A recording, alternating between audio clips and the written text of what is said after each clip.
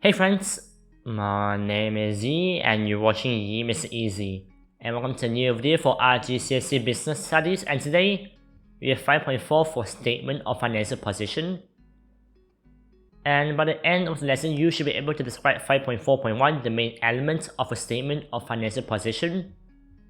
And 5.4.2, interpret a simple statement of financial position and how to make deductions from it. So check out the pinned comment for all the timestamps, and don't forget to leave a like and subscribe and ring the notification bell. And we'll move on now to 5.4.1, the main element of a statement of financial position. And here's the statement of financial position. The income statement from last lesson doesn't tell us how much the business is worth, and the business owners would be very interested to know how much their business is worth.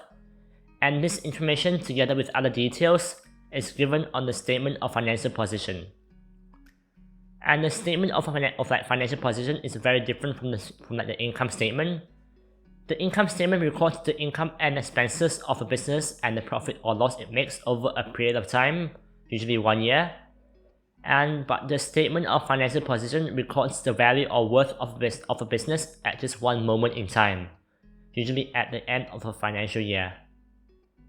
And the personal statement of financial position example will help to introduce the basic concepts of this account. So here's a case study, like a personal statement of financial position. We have this person right here. He plans to open his own business. And here we have these two lists of all items owned by the person and all debts owned by the person, like the assets and the liabilities. The items owned by the person is like house, cars, savings and bank accounts, and debts owned. And in this case, the advisor told the person that the total value of what you own is 35,000 more than the value of what you owe. Of course, you get the items owned by the person minus the debts owed by the person.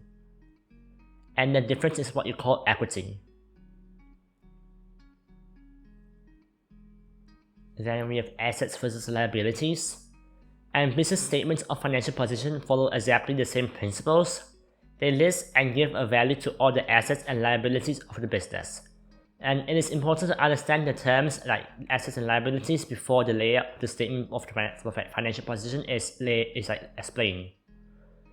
So assets, number one, we have assets are those items of value which are like owned by the business. For example, land, buildings, equipment, and vehicles are examples of non-current or fixed assets. And they are likely to be kept by the business for more than 1 year. And most non-current assets, apart from land, depreciate over time. So the value of these will fall on the statement of financial position from 1 year to the next.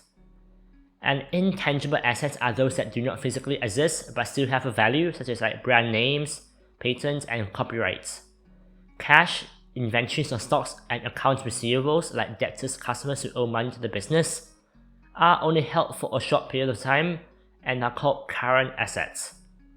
So current assets are held in only a short period of time, and non-current or fixed assets are held by more than 1 year. And number two, we have liabilities. And liabilities are items owed by the business. And again, there are two main forms of these. Non-current liabilities or long-term liabilities are like the long-term borrowing which do not have to be repaid within 1 year. And the opposite is current liabilities. And current liabilities are amounts owed by the business which must be repaid within 1 year. For example, a bank overdraft and accounts payable, which are the suppliers or creditors owe money by the business. And then we have more information. So what is the importance of these terms? And refer again to the case study on the right here just now. And the value of the person's assets is greater than the value of his debts or liabilities. So he owns wealth. And in the case of a business, this wealth belongs to the owners. And in the case of companies, this belongs to the shareholders. And this is why in the statement of a financial position is so important to like the users of the account or like the owners of the business. And it shows how much wealth or equity the owner have invested in the business. And they will obviously like to see this increase year by year so that the investment can increase in profits.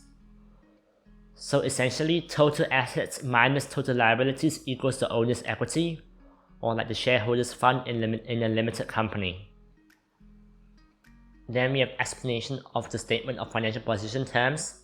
So we have non-current and current assets, current and non-current liabilities. And total assets less the total liabilities is always equal to the total shareholders' funds or equity, as we've seen just now. Otherwise, the statement of financial position will not balance. And the shareholders' equity or the shareholders' funds is the total sum of money invested into the business by the owners of the company, or the shareholders. And this money is invested in two ways. The share capital is the money put into the business when the shareholders bought newly issued shares. And number two, reserves arise from a number of reasons, and profit and loss revenues are retained profits from current and previous years. And the profit is owned by the shareholders but has not been paid out to them in the form of dividends. And it is kept in the business as part of the shareholders' funds.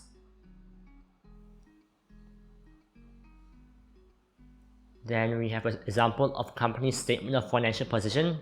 We have this, like a case study example. We have the assets and the liabilities, and we have different years like 2018 and 2017.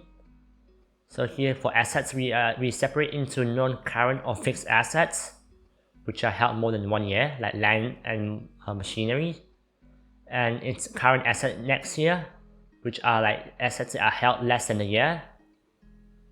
Like we have inventories, cash, and accounts receivable. And here's the total asset for each year.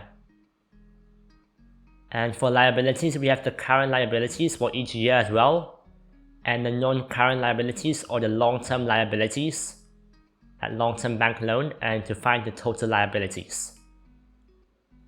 And then you can find the shareholders' equity by doing total assets minus total liabilities to get this for each year, the equity. And then there's the share capital, the profit and loss, and the total shareholder funds or equity.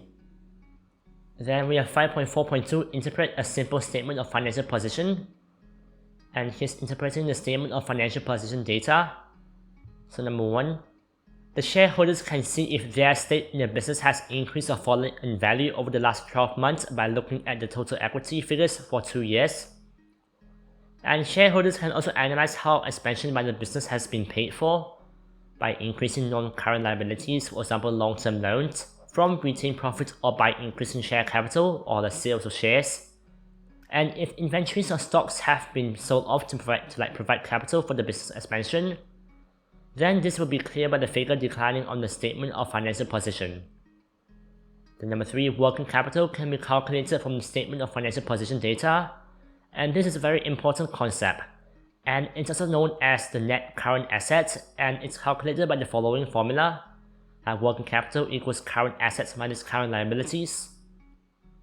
And no business can survive without working capital, and is used to pay short-term debt. Then we have capital employed can also be calculated by using data from the statement of financial position. And the following formula is used by capital employed equals shareholder funds plus non-current liabilities. And this is the total long-term and permanent capital of the business, which has been used to pay for the assets of the business. And lastly, the statement of financial position data can also be used to calculate the ratios, which are used to assess business performance, which we'll look into a few lessons later, like let's say asset test ratio. Then here's just a recap of the statement of financial position, like list assets and liabilities. The shareholder fund equals total assets minus total liabilities. Liabilities can either be current or non-current. Capital employed is shareholders' funds plus long-term liabilities. Working capital is current asset minus current liabilities.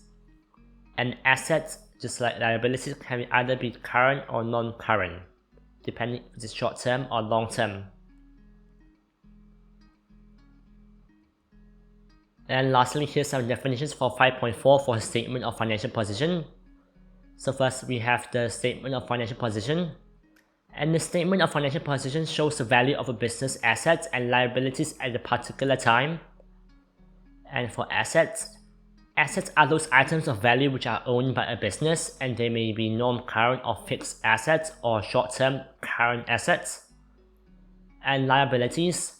Liabilities are debts owed by a business, and they may be non-current or long-term liabilities or short-term or current liabilities. And for non-current assets are items owned by a business for more than 1 year, and current assets are owned by a business and used within 1 year.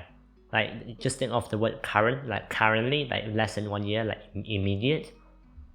And for non-current liabilities are long-term debts owed by a business and repaid over more than 1 year.